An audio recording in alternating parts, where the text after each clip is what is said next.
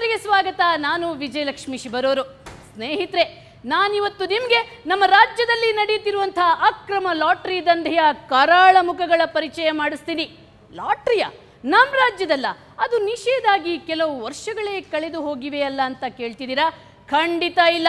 ನಮ್ಮ ರಾಜ್ಯದಲ್ಲಿ ಇವತ್ತಿಗೂ ಲಾಟರಿ ದಂಧೆ ಬಿಂದಾಸಾಗಿ ನಡೀತಿದೆ. ಅದರಲ್ಲೂ ಪ್ರತಿನಿತ್ಯ 300ಕ್ಕೂ ಹೆಚ್ಚು ಡ್ರಾಗಳು ನಡೆಯುತ್ತಿವೆ. ಇನ್ನು ಒಂದಂಕಿ ಲಾಟ್ರಿ ಅಂತೂ ಅದೆಷ್ಟೋ ಸಂಸಾರಗಳನ್ನು ಹಾಳು ಮಾಡ್ತಿವೆ. ಆದರೂ ಕೂಡ ನಮ್ಮ ಸರ್ಕಾರ ಮತ್ತು ಅದರ ಗೃಹ ಇಲಾಖೆ ಕೈಕಟ್ಟಿ ಕುಳಿತಿದೆ. ಯಾಕೆ? ಹಾಗಾದ್ರೆ ಈ ದಂಧೆ ನಡೆಸ್ತಿರುವವರು ಯಾರು? ಇದರಲ್ಲಿ ಯಾರ್ಯಾರು ಭಾಗಿಯಾಗಿದ್ದಾರೆ? ಇದಕ್ಕೆ ಸಾಥ್ ಕೊಡ್ತಿರುವವರು ಯಾರು ಅನ್ನೋದರ ಸಂಪೂರ್ಣ ವಿವರ ಕೊಡ್ತೀನಿ ಇವತ್ತಿನ ಕವರ್ ಸ್ಟೋರಿಯಲ್ಲಿ. ಲಾಟರಿ ಮುಕ್ತ ರಾಜ್ಯದಲ್ಲಿ ಕರಾಳ ದಂಧೆ. ಎಗ್ಗಿಲ್ಲದೆ ನಡೆಯುತ್ತಿದೆ ಒಂದಂಕಿ ಲಾಟರಿ. ಆನ್ಲೈನ್ನಲ್ಲೇ ನಡೆಯುತ್ತೆ ನೂರಾರು ಡ್ರಾ.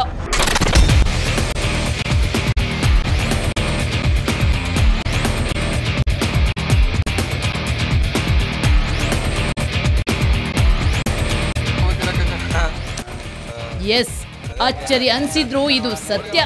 ಲಾಟರಿ ಮುಕ್ತ ರಾಜ್ಯದಲ್ಲಿ ಎಗ್ಗಿಲ್ಲದೆ ನಡೆಯುತ್ತಿದೆ ಅಕ್ರಮ ಲಾಟರಿ ದಂಧೆ. ಅದು ಒಂದಲ್ಲ ಎರಡಲ್ಲ, ಪ್ರತಿನಿತ್ಯ 300ಕ್ಕೂ ಹೆಚ್ಚು ಲಾಟರಿಗಳು ಡ್ರಾ ಆಗ್ತಿವೆ.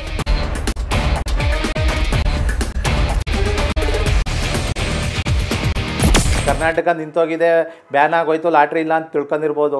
ಅದಕ್ಕಿಂತ ಜಾಸ್ತಿ ನಡೀತಾ ಇದೆ ನಮ್ಮ ಕರ್ನಾಟಕದಲ್ಲಿ. ಈಗ ಆಡ್ತಿದ್ದವ್ರು ಮಾತ್ರ ಅದು ಬಿಡಲಿಲ್ಲ ಮೇಡಮ್. ಈಗ ಏನು ಹೇಳ್ತೀವಿ, ಈಗ ಎಣ್ಣೆ ಇದು ಸರಾಯ ಹೋದ್ಮೇಲೆ ಎಣ್ಣೆ ಕುಡಿಯಲ್ವಾ, ಆ ಥರ ನಮ್ಮ ಲಾಟ್ರಿ ಆಡೋರು ಕೇರಳದಲ್ಲ ಗೋವಾಗೆ ಹೋಗಿ ಆಡ್ತಾ ಇದ್ದಾರೆ ಮೇಡಮ್. ಈಗ ನೆಟ್ಗಳಿಗೆ ಹೋದರೆ ಸಾಯಂಕಾಲ ಟೈಮು 2:30 ಅಲ್ಲಿ ಲಾಟ್ರಿ ರಿಸಲ್ಟ್ ತಗೊಳ್ಳೋಕ್ಕೆ ನಿಂತಿರ್ತಾರೆ. ಮೈಸೂರಲ್ಲಿ, ವಿರಾಜಪೇಟೆ, ಗುಂಡ್ಲುಪೇಟೆ ನಗರದಲ್ಲೆಲ್ಲ ನೆಟ್ಗಳಲ್ಲಿ ಹೋಗಿ ಅವರೇ ರಿಸಲ್ಟ್ ತಗೊಳ್ಳೋದು. ಇಂಥವು SMS 100 ಇದೆ, 1, 2 ಅಲ್ಲ, 100 ಇದೆ. ಇನ್ನು ರಾಜ್ಯದಿಂದ ಒಂದಂಕಿ ಲಾಟರಿ ತೊಲಗಿದೆ. ಕರುನಾಡಿನ ಕುಟುಂಬಗಳು ನೆಮ್ಮದಿಯಾಗಿವೆ ಅಂತ ನೀವು ತಿಳ್ಕೊಂಡಿದ್ರೆ ಅದು ನಮ್ಮ ಭ್ರಮೆಯಷ್ಟೇ. ಯಾಕಂದ್ರೆ ಆ ಮಹಾಮಾರಿ ಈಗಲೂ ಸದ್ದಿಲ್ಲದೆ ಸಾವಿರಾರು ಸಂಸಾರಗಳನ್ನ ಬೀದಿಗೆ ತಳ್ಳುತ್ತಿದೆ. ಅವತ್ತೂ ಜನ ಬೀದಿಗೆ ಬರ್ತಿದ್ರು, ಇವತ್ತೂ ಜನ ಬೀದಿಗೆ ಬರ್ತಾ ಇದ್ದಾರೆ. ಇಲ್ಲಿ ಬಂಪರ್ ಬಹುಮಾನದ ಪ್ರಶ್ನೆ ಇಲ್ಲ, ಅವ್ರಿಗೆ ಬರುತ್ತೋ ಇಲ್ವೋ ಗೊತ್ತಿಲ್ಲ. ಅವರು 50 ರೂಪಾಯಿನೋ 100 ರೂಪಾಯಿನೋ ಹಾಕಿದ್ರೆ ಅವ್ರಿಗೆ 200 ರೂಪಾಯಿನೋ 300 ರೂಪಾಯಿನೋ 500 ರೂಪಾಯಿನೋ ಸಿಗುತ್ತೇನೋ ಗೊತ್ತಿಲ್ಲ. ಯಾರೋ ಒಂದು ಚೀಟಿ ಬರೆದು ಕೊಡ್ತಾರೆ, ಆ ಚೀಟಿ ನಂಬಿಕೆ. ಲಾಟ್ರಿ ಆಡೋದ್ರಲ್ಲೂ ನಂಬಿಕೆ ಇದೆ, ಮೋಸ ಹೋಗೋದ್ರಲ್ಲೂ ನಂಬಿಕೆ ಇದೆ. ಆ ಮೋಸದ ಒಂದು ಜಾಲನ ವ್ಯಾಪಕವಾಗಿ ಇವರು ಆ ವ್ಯವಸ್ಥಿತ ಸಂಚುಗಾರರಿದ್ದಾರೆ, ಅದು ಅವರು ಅದನ್ನು ಆರಾಮಾಗಿ ಎಳ್ಕೊಂಡು ಹೋಗ್ತಾ ಇದ್ದಾರೆ. ಹೊರನೋಟಕ್ಕಷ್ಟೇ ರಾಜ್ಯದಲ್ಲಿ ಎಲ್ಲಾ ಲಾಟರಿಗಳು ಬ್ಯಾನ್ ಆಗಿವೆ. ಆದರೆ ಸಮಾಜಘಾತುಕ ಶಕ್ತಿಗಳು ಅಕ್ರಮವಾಗಿ ಕದ್ದು ಮುಚ್ಚಿ ನಾನಾ ಲಾಟರಿಗಳನ್ನ ಯಾವ ಭಯವೂ ಇಲ್ಲದೆ ನಡೆಸುತ್ತಿವೆ. ಪರರಾಜ್ಯಗಳದ್ದೇ ದರ್ಬಾರು. ವಿಚಿತ್ರ ಅನ್ಸಿದ್ರು ಸತ್ಯ. ನಮ್ಮ ರಾಜ್ಯದಲ್ಲಿ ನಡೆಯೋ ಅಕ್ರಮ ಲಾಟರಿ ದಂಧೆಯಲ್ಲಿ ಪರರಾಜ್ಯಗಳದ್ದೇ ದರ್ಬಾರು. ನಮ್ಮ ಮೈಸೂರು ಭಾಗದಿಂದ ತಗೊಂಡ್ರೆ ಮೈಸೂರು, ಮಡಿಕೇರ, ಮಂಗಳೂರು, ಕಾಸರಗೋಡು ಈ ಭಾಗದಲ್ಲೆಲ್ಲ ಇವತ್ತಿಗೂ ಕೇರಳ ರಾಜ್ಯದ ಎಲ್ಲ ಲಾಟ್ರಿಗಳು ಮುಕ್ತವಾಗಿ ಮಾರಾಟ ಆಗ್ತಾಯಿದೆ. ನಾವು ಹಾಗೆ ಕಾರವಾರ ಈ ಕಡೆ ಬಂದರೆ ಗೋವಾ ರಾಜ್ಯದ ಲಾಟ್ರಿಗಳು ನಡೀತಾ ಇದೆ. ಈಗ ಉತ್ತರ ಭಾಗಕ್ಕೆ ಹೋದರೆ ಮಹಾರಾಷ್ಟ್ರ ರಾಜ್ಯದಲ್ಲಿ ಇರುವಂಥ ಎಲ್ಲ ಲಾಟ್ರಿಗಳು. ಇನ್ನೊಂದು ವಿಚಾರ ಗೊತ್ತಾ? ಪರರಾಜ್ಯಗಳ ಒಟ್ಟು ಲಾಟರಿ ಆದಾಯದ ಪೈಕಿ 40% ಆದಾಯ ಕರ್ನಾಟಕದ ಜೂಜುಕೋರರಿಂದಲೇ ಬರೋದಂತೆ. ಗಡಿಯಲ್ಲಿ ಈ ದಂಧೆ ಬಿಂದಾಸ್.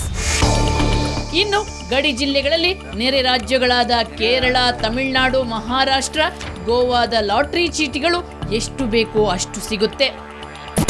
ನಮ್ಮ ರಾಜ್ಯದಲ್ಲಿ ನಡೀತಾ ಯಾವುದೋ ಲಾಟ್ರಿ ಇಲ್ಲ, ಎಲ್ಲ ಹೊರ ರಾಜ್ಯದವ್ರ ಲಾಟ್ರಿನೇ ನಮ್ಮ ಕರ್ನಾಟಕದಲ್ಲಿ ನಡೀತಾ ಇರೋದು. ಇವತ್ತು ರೈಟಿಂಗ್ ಆಗಲಿ ಪ್ರತಿಯೊಂದು ಅವ್ರದ್ದೇನೆ. ಸರ್ಟಿಫಿಕೇಟು ಮೊದಲು ಸರ್ಟಿಫಿಕೇಟು ಇದಾಗಿತ್ತು ಹೊರ ರಾಜ್ಯದ ಎಲ್ಲ, ಸಿಕ್ಕಿಮು, ಭೂತಾನು, ಮಣಿಪುರ, ಮಿಜೋರಾಂ ಸ್ಟೇಟ್ಗಳು ನಡೀತಾ ಇತ್ತು. ಅದೇ ಲಾಟ್ರಿಗಳು ಇವತ್ತು ನಡೀತಾ ಇದೆ. ಅದು ಅವರೇ ಡ್ರಾ ಮಾಡ್ಕೊಳ್ಳೋದು ಅವರು ಆಫೀಸ್ಗಳಲ್ಲಿ, ಅವರೇ ಯಾರನ್ನೂ ಕೇಳೋಂಗಿಲ್ಲ. ಅಲ್ಲಿ ಫಸ್ಟ್ ಪ್ರೈಜ್ಗೆ ತೆರಿಗೆ ಕಟ್ಟಿರಲ್ಲ, ಫಸ್ಟ್ ಪ್ರೈಜ್ಗೆ ತೆರಿಗೆ ಹೋಯ್ತು. ಮತ್ತು ಗೌರ್ಮೆಂಟ್ಗೆ ಇದಿಲ್ಲ, ಪ್ರಿಂಟಿಂಗ್ ಚಾರ್ಜ್ ಇಲ್ಲ, ಯಾವ ಥರದ್ದು ಇಲ್ವಲ್ಲ, ಎಲ್ಲ ಲಾಭನೇ ಅಲ್ಲ. ಅವ್ರಿಗೆ ಎಷ್ಟು ಬರುತ್ತೆ ಅಷ್ಟು ಲಾಭ. ಈ ಚೀಟಿ ರಾಜಧಾನಿ ಬೆಂಗಳೂರು, ಸಾಂಸ್ಕೃತಿಕ ನಗರಿ ಮೈಸೂರಲ್ಲೂ ಸಿಗುತ್ತೆ ಅಂದ್ರೆ ಈ ಅಕ್ರಮ ದಂಧೆಯ ವಿಸ್ತಾರವನ್ನ ನೀವೇ ಊಹಿಸಿಕೊಳ್ಳಿ. ಖಾಲಿ ಚೀಟಿ ವ್ಯವಹಾರ ಕೋಟಿ. ನಮ್ಮ ರಾಜ್ಯದ ಪ್ರಮುಖ ನಗರಗಳ ಗಲ್ಲಿಗಳಲ್ಲಿ ನೂರಾರು ಅಕ್ರಮ ಲಾಟರಿ ಅಡ್ಡೆಗಳಿವೆ. ಅವು ವಿಚಿತ್ರವಾಗಿ ಕಾರ್ಯನಿರ್ವಹಿಸುತ್ತಿವೆ. ಇದಕ್ಕೆ ಅದಕ್ಕೆ ಕೆಲವರು ಅಂಗಡಿಗಳು ಟೈಪು, ಇವಾಗ ಕಂಪ್ಯೂಟರ್ಗಳ ಟೈಪು, ಜೆರಾಕ್ಸ್ ಅಂಗಡಿಗಳು, ಮೊಬೈಲ್ ಅಂಗಡಿಗಳು ಈ ಥರ ಇಕ್ಕೊಂಬಿಟ್ಟವ್ರೆ. ಹೆಸ್ರಿಗಿದು ಮೊಬೈಲ್ ಅಂಗಡಿ, ಜೆರಾಕ್ಸು, ಕಂಪ್ಯೂಟರ್ಗಳು ಅಂತ. ಅಲ್ಲಿ ನಡೆಯೋದೆಲ್ಲ ಒಳಗಡೆ ಗುಟ್ಟು ನಡೆಯೋದೆಲ್ಲ ಇದೆ ದಂಧೆಗಳು. ಇವಾಗ ನಮ್ಮ ಮೂವಿ ಲ್ಯಾಂಡ್ ಥಿಯೇಟ್ರ್ ಐತಲ್ವ, ಮೂವಿ ಲ್ಯಾಂಡ್ ಥಿಯೇಟ್ರಲ್ಲಿ ಒಳಗಡೆ ಒಂದು ಯೋಜನೆ ನಡೀತಾ ಇದೆ. ಯಾವುದು ನಮ್ಮ ರೈಸ್ ಕೋರ್ಸ್ದು. ಅಲ್ಲಿ ರೈಸ್ ಕೋರ್ಸ್ ಬೆಟ್ಟಿಂಗ್ ನಡೆಯೋದು 30%, 30%, 70% ರೈಟಿಂಗ್ ನಡೀತಾ ಇತ್ತು. ಈಗ ಥಿಯೇಟ್ರಿಗೆಲ್ಲ ಹೋಗ್ತಾ ಇರೋದು ಪಕ್ಕದಲ್ಲೇ ಜೂಜಾಡೋಕ್ಕೆ ಒಳಗೋಗೋದು. ಜನಸಾಮಾನ್ಯರಿಗೆ ಈ ದಂಧೆಯ ವಾಸನೆಯೂ ಬಡಿಯಲ್ಲ. ಆದ್ರೆ ಜೂಜುಕೋರರಿಗೆ ಇವರ ಪ್ರತಿ ಹೆಜ್ಜೆ ಪ್ರತಿ ಸನ್ನೆಯೂ ತಿಳಿದಿರುತ್ತೆ.